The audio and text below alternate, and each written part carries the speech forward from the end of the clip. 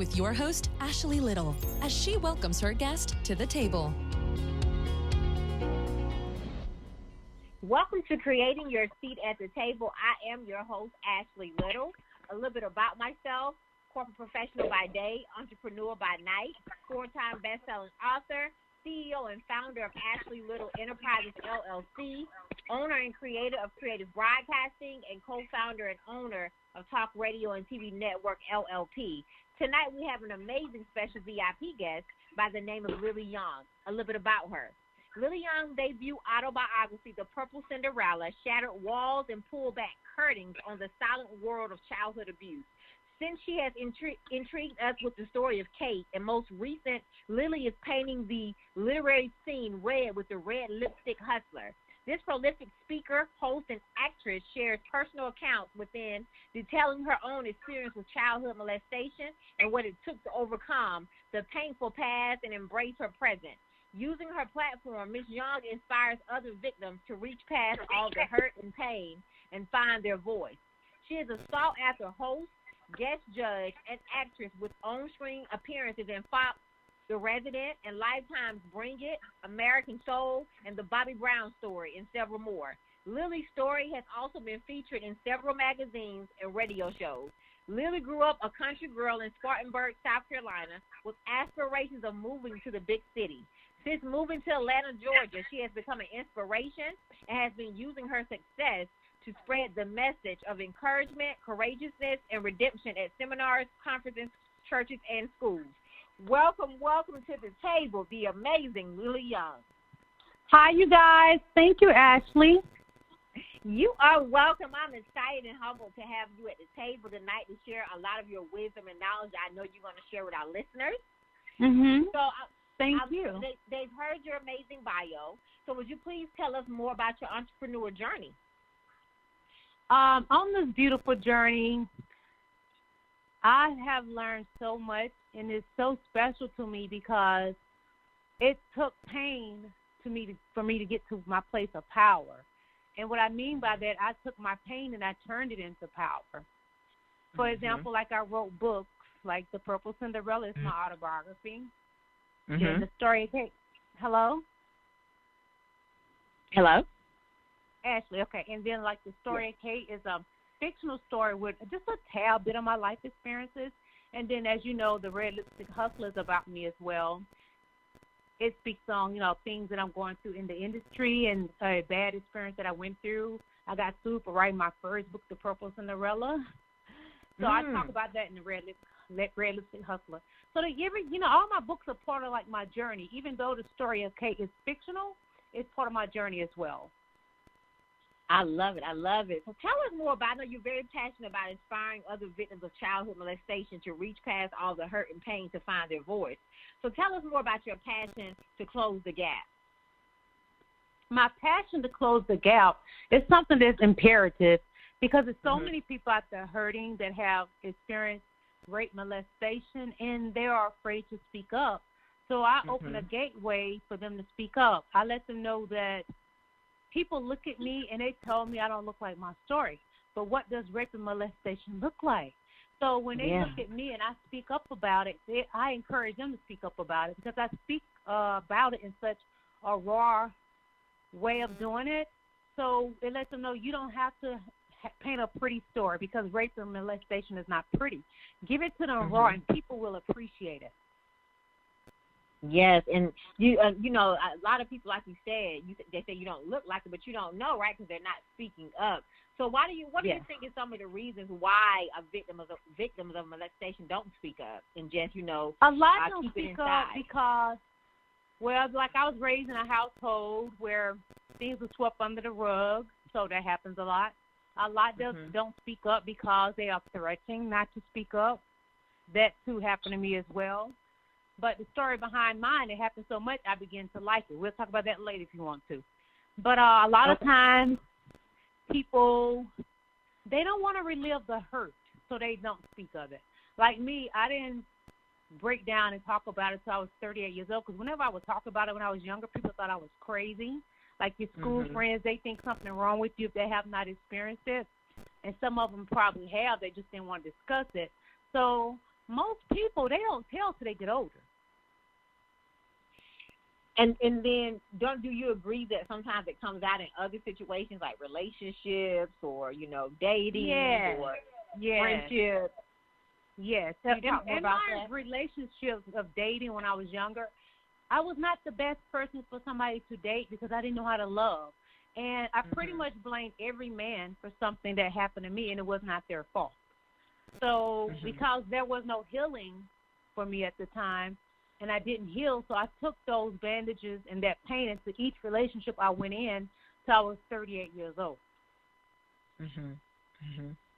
So for our listeners that are listening, if you know somebody or if there's something that you went through, definitely speak up about it, share your voice, go to therapy, because I think a lot of people think therapy is a bad thing. So let's talk about that, getting the help that you need, getting some help. For some people, therapy is important. Yeah. Therapy is important, but for me, I went and talked to somebody, but that was not the best thing for me at the time. Me just bowing down and breaking down to God was best for me. Because a lot of people that you go to that are therapists, they don't believe in God. So you're not going to have that spiritual connection you need with God to really heal. But I do say go talk to a therapist. But I prefer them to find one that does believe in God. Because you got to have healing through God. Yes, that's so important. It's so important because they can't guide you if they're not guided. I agree with that. No, because a lot of people that into medicine and stuff, they don't believe in God. They believe in medicine. But it's okay. I can't judge them, but that wasn't the route for me. So what are some strategies you would give to victims of molestation who are struggling right now to move forward, for that person that might be listening that has never told anybody, is really struggling with it, right? Because they haven't. I would say pray about it, speak up, talk about it, because the longer you hold it in, I'm going to tell you something, I cried inside for so many years. The longer you hold it in, you are killing yourself. I felt like I was dying. Everybody would look at me and think I was so happy. And they would look at me and think, oh, she's so pretty and this and that. But I was dead inside. But once I broke down, cried to God about it, and just really broke down, and I was naked in the raw form of being in front of God and on my knees begging and crying to God, that was like a true moment. And that's when you really just open up. You have to release it because you can't keep it in. It's going to kill you. So you have to talk about it. Some people are going to think something wrong with you, because I even had people to say, why did she wait this long to tell somebody? You know what I mean? I wouldn't care how long you waited. Be 50 son, 60 son. Talk about it. Tell somebody. Don't keep it in. It kills you. Yes, for our listeners that are listening, share your story. Your story can save somebody else's life. And I want to commend you for sharing your stories, in which I want to talk about your amazing books now. So let's start off with the debut autobiography, The Purple Cinderella. Let's talk about it. Okay. So what do you want to know? So tell us more about it and how we can purchase and support your book, the first one. Okay. The Purple Cinderella, which is the title, and the subtitle is Surviving Multiple Childhood Rapes. And it's my autobiography, as she stated. And it's a book that, it talks about different levels of abuse I experienced. And it talks about my childhood up to my adulthood of writing the book. And in my book, this was something that God told me. Don't just put in the book like you're a goody two-shoe. Write the book so people can be relatable to it. So when I wrote the book, I put about my rapes and everything, but I also put about things that I experienced, things that I wasn't, my behavior at times with things. I didn't want to write a book of a goody two-shoe because that's not me. I wanted to write a book that people can relate to. And in this book, you learn so much of different experiences that I had in my life up to the point of writing my book. And it's just a book that it will grasp your attention, and it's not going to let go of your attention. So if you like, I'm going to read the description on the back for just a moment, okay? Okay. I am the Purple Cinderella. I got my glass slipper back at the beautiful age of 38. What led me to that moment was a life full of heartache and pain. I found myself at the point of suicide. In that pivotal moment, I got my glass slipper back, my life. I walked around dead inside for many years. My heart-wrenching childhood took me there. I was raped by my adult stepbrothers, some of my adult step-uncles, and some of my adult step cousins and other men. Mm-hmm. They all stole a part of Cinderella's glass slipper. I became used to this childhood torture. I accepted the torture. I even fell in love with the torture. Not only was I made to lie on my back and serve as a pedophile, my sister and I were slave labor to my step-family as well, forced to scrub and clean like Cinderella. Heartache and pain continued through my adulthood. Bandages, crying inside. But at the pivotal moment, 38, God gave me life. Now I live. I got my glass slipper back. And that's my goal, to help others get their glass slipper back.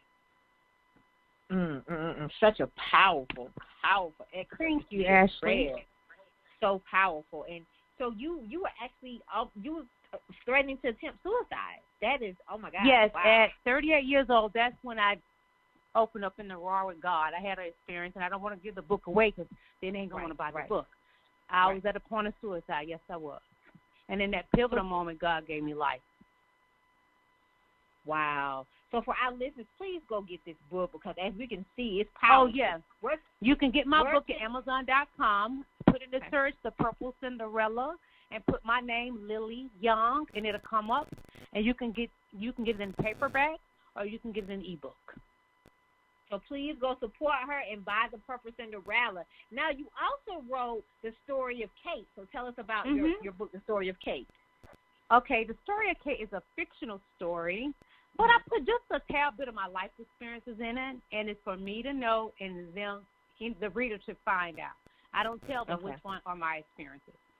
But my book is, the title is The Story of Kate, and the subtitle is Small Town Girl with Big Dreams. And I'm going to give them a brief description on the back of this one, okay? Okay. Kate was a teen that grew up in a trailer park. Kate's mom is Caucasian and her dad is black. Kate is a mixed blue-eyed beauty. She got pregnant by her mom's second husband at 17. Her mom put her out. This is when Kate's life began. She got involved in prostitution, drug lords, etc. But in the end, Kate ruled the game, Minister Kate. Wow. So how can they purchase The Story of Kate? Tell them where to go. The Story of Kate, you can get it as well at Amazon.com. Put in the search, The Story of Kate. Put in my name by Lillie Young, and it should come right up. It's available in paperback and ebook as well. So we know we have The Purple Cinderella, The Story of Kate, and then congratulations on your new one, The Red Lipstick Hustler. Let's talk about The Red Lipstick Hustler. Okay, The Red Lipstick Hustler, it's a book where I'm going through trials and tribulations, trying to do the acting and everything. Then there's a moment where I get served papers for writing my first book, The Purple Cinderella. I got sued for writing that book. Wow. And I talk about that in my book. And it's a powerful book because people mistaken the title for something raunchy, a little ratchet, but the title is not ratchet. Red is a power color, and it's like one of my favorite colors, purple and red is. And if you notice, each of my books, it has to do with power colors. Like The Purple Cinderella is purple. The Story of Kate, I use blue. And then The Red Lipstick Hustler, I use red, which is a power color. And I wear a lot of red lipstick, and I have to hustle every day because I don't have parents to fall back on. I lost my parents very young. I've been on my own since I was 12 and a half, 13 years old. So I had to learn how to hustle very young. And I raised my daughter by myself. I didn't wait around on welfare checks or any of that. So I had to learn how to hustle and make it happen for myself. So that's why I named my book The Red Lipstick Hustler. And then the subtitle is Set the World on Fire. And the reason I gave it that subtitle because when I got sued and I walked out of that building, I felt like I set the world on fire. I walked out of there without having to give up anything, any money or anything. So I walked out of like, do you know when Angela Bassett set that car on fire and she walked away? That's the moment I was in. I set the world on fire. I felt victorious, and it was a battle. It was a hard battle for me because coming up to that time of me being sued, trying to get an attorney, nobody would be my attorney in that state because they was affiliated with his attorney. It was pretty rough. So I talk about all that in the book. But I'm going to read a brief description on the back, okay? Okay. Okay, as I stated, my book is The Red Lipstick Hustler, and the subtitle Set the World on Fire. A woman with a lot of fire, not afraid to take risks. Lillie is a true diamond, a survivor of a broken childhood filled with vicious acts of sexual, emotional, and physical abuse. She refused to allow her past to control her destiny. She set her goals high and worked to achieve them. On the way, she experienced challenges, trials, and tribulations. And overcoming them, she set the world on fire. She burned down the roadblocks with prayer as her weapon, and she walked away unbothered. Being kicked and punched by life, she has never given up. Instead, she continues to succeed while sporting her trademark red lipstick. When asked what is her special power, she replied, with God, prayer, my daughter, and my red lipstick, I set the world on fire. I like it. Thank you. And so, could you talk a little bit more about, I don't know how much you can tell us, I know we got to go buy the book, but why did they sue you? I mean, what was the, Because that was one of my abusers, and I don't want to talk much on that one because I want people to buy the book. It was one of my abusers, and I discussed it in my book, The Purple Cinderella, so that's how I ended up getting sued. Okay. So definitely, listeners, please go buy this book. Three of her books, The Purple Cinderella, The Story of Kate, and The Red Lipstick Hustler. That's all on Amazon. Definitely go support and buy Lillie. She's doing some amazing things. Which leads me to you've been an amazing actress. You're on Fox, The Resident. You on Lifetime, Bring It. You on American Soul and The Bobby Brown Story. So tell us more about, your different appearances and different things that you're continuing to be on set and be involved in. Okay. When The Resident, I got booked for that. I actually went on there as a visitor, and a visitor doesn't come back. And I was sitting in the hospital visitor part, you sit in the hospital part, emergency room part, and a young lady, it was a Caucasian lady. She came up to me and she was like, "Would you like to be a doctor?" And I have a bubbly personality because I like to be silly sometimes. So I was like, hell yeah. So that's how that ended up happening. I ended up being a doctor on there. And I've been on there since season 1 as one of the backgrounds. But now I've been there so long, I'm core on there because I've been there since season 1.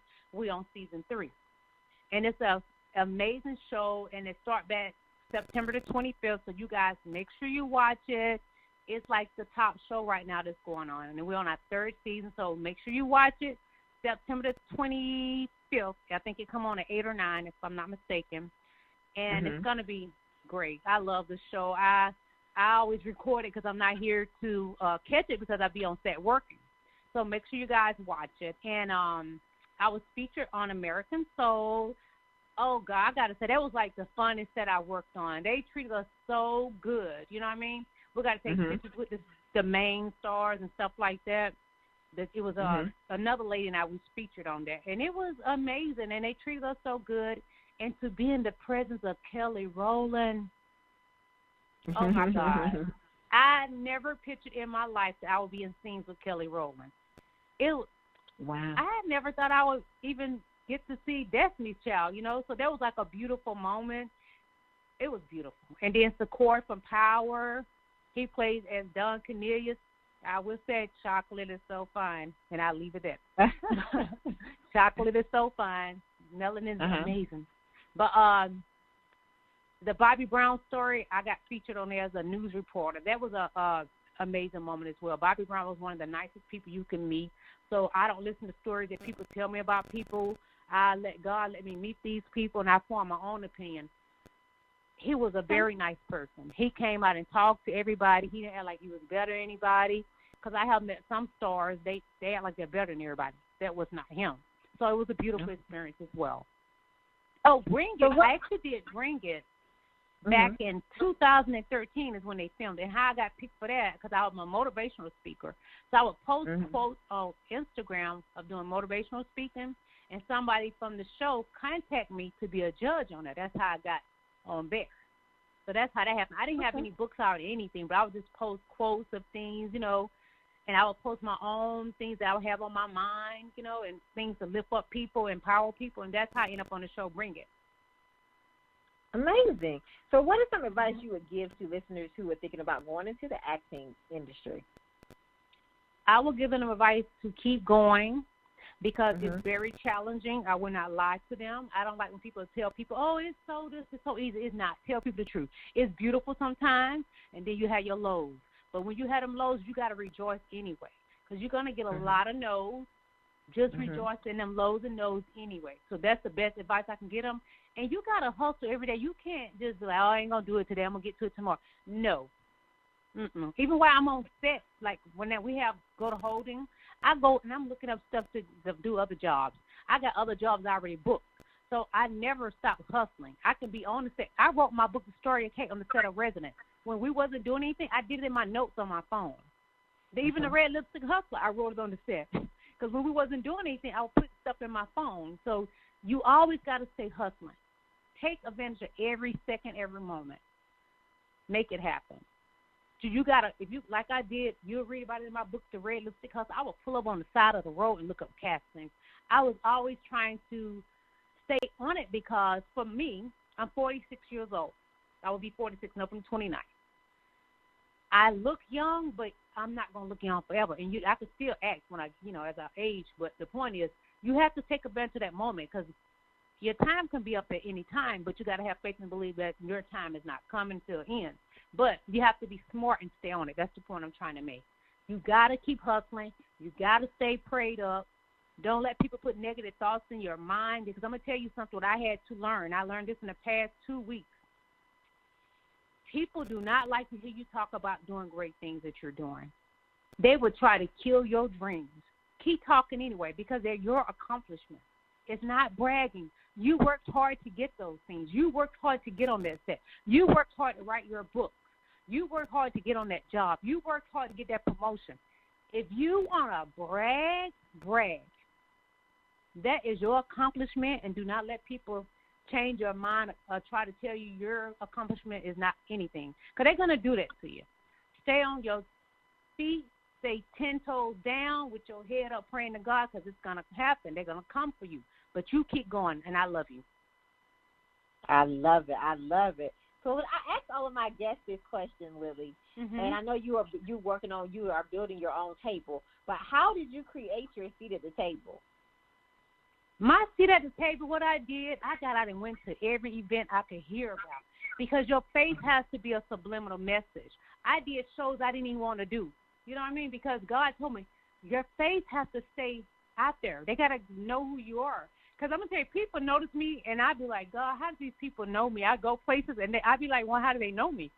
I have been in places I was like, I'm not even going to fix up this day, and they would still recognize me. Your faith has to be a subliminal message. You got to take jobs you don't want to do sometimes, but do them as long as they're decent and is not doing anything that's going to bring you down or bring your spirit down or put you in a bad place with God.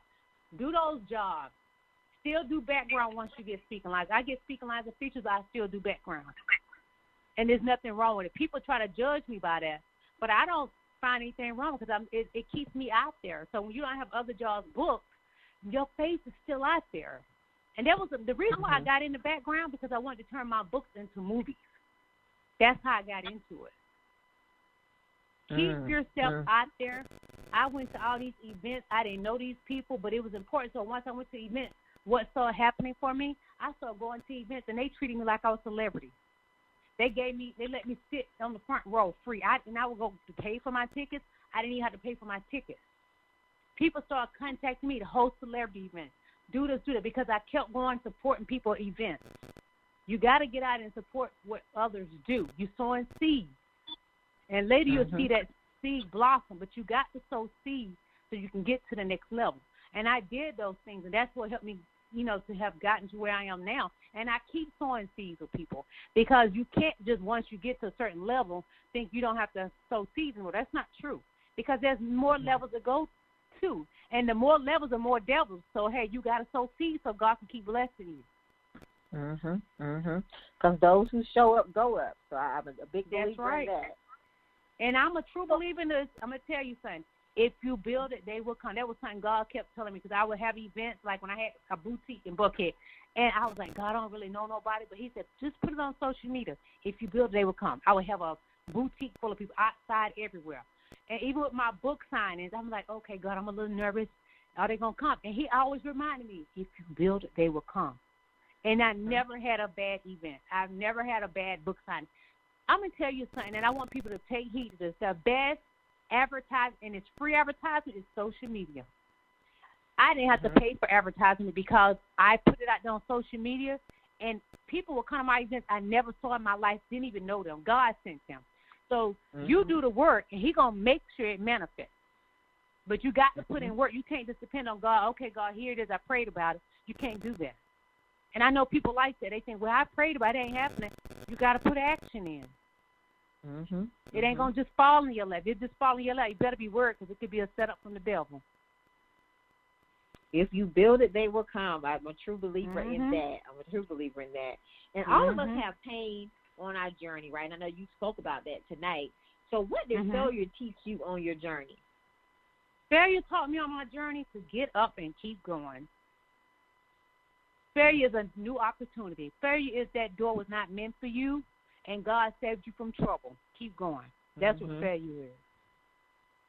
So failure taught it's just power and grace turned inside out. Turn it back to the grace side.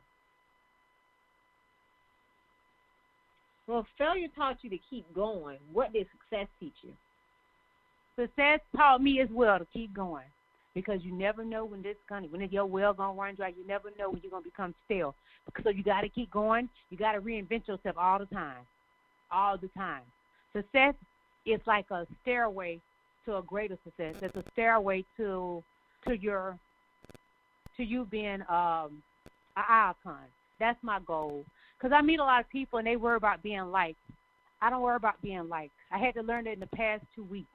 You can't worry about being liked. You're not going to make everybody happy. The same people that's trying to bring you down are the same people that you help. So you can't worry about being liked. I want people here to do not worry about being liked.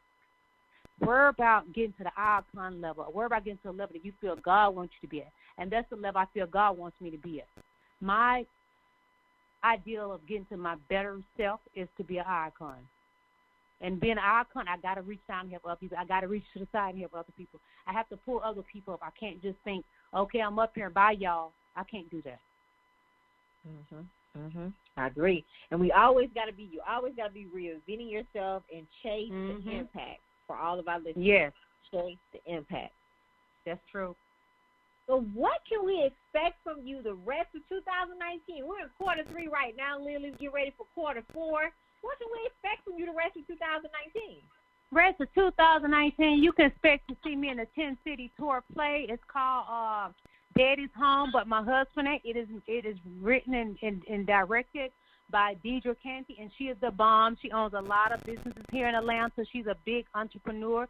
She has taught me so many things. She has a hair school, CEI hair school. She gave a scholarship in my name, the Lillie Young Scholarship. I went to her play last year, and she contacted me on Instagram. She was like, would you like to be in the play this year? I was like, okay, yeah, I would love to. And it's going to be amazing. I want to get more information with people that saw it last year. They know who all the actors are from, and it's R&B artists that's in it, big-time people, and gospel singers that's in it. But the contracts are still being signed, so I can't just say who it is. But anybody, if you go look the play up, you'll see who was in it. But I have that going on. Oh, God, my brain is freezing. I have a lot more acting things that have come up I'm going to be a part of.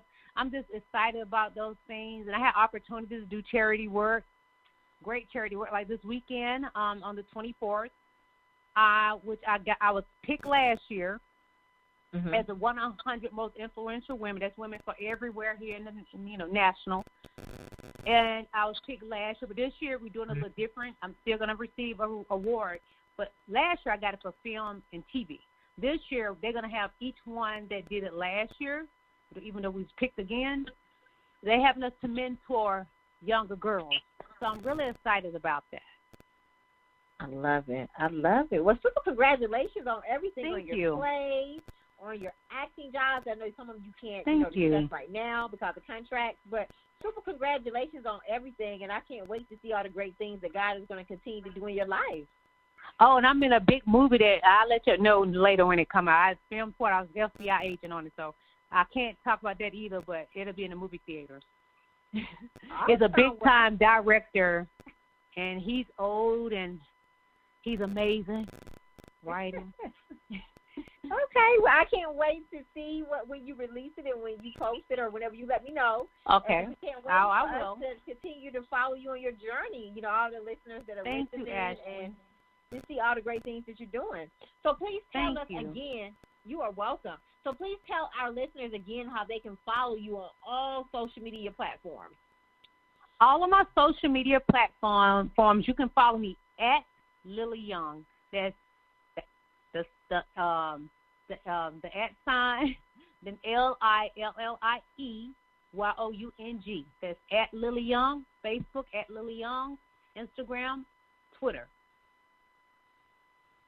So and you can go to my her. website. You can go to my website, www.thepurplecinderella.com. Check out my website, you guys. It has like all the magazines I've been in, some of the TV things I have done, movies I have done, different things I've done, charity work. So go to my website, www.thepurplecinderella.com. So please go support her. Definitely get her books and, you know, the play that she's on the 10-city tour. Do you know what cities you're going to be in, or they haven't released those yet? Atlanta would be the first city. Okay. Atlanta will be the first one. So stay tuned to see the other ones that she does list. Lillie is someone to know. And, Lillie, I commend you for sharing your story, sharing your voice, and all the great things that you are doing in the community. So thank you for coming to the table. Thank you for having me. And I can't wait to invite you back. Thank you so much. Yes, thank you, Lillie. So I'll talk to you soon. I look forward to connecting with you more. Okay, have a beautiful evening. Good night. You too. I would like to give a special thanks to Tammy Collins-Marquis and John Schamberger. I would also like to give a special thanks to Author Kimberly McLemore and my intern Sarah from Tennessee State University, and my other intern Tahira from Bowie State University. You all may follow me on Facebook at Ashley Little and on Instagram at _Ashley A. Little. Thank you. You're tuning in to another episode of Creating Your Seat at the Table, where Ashley speaks with corporate professionals, celebrities, entrepreneurs, authors, and speakers who are transitioning or have transitioned to entrepreneurship.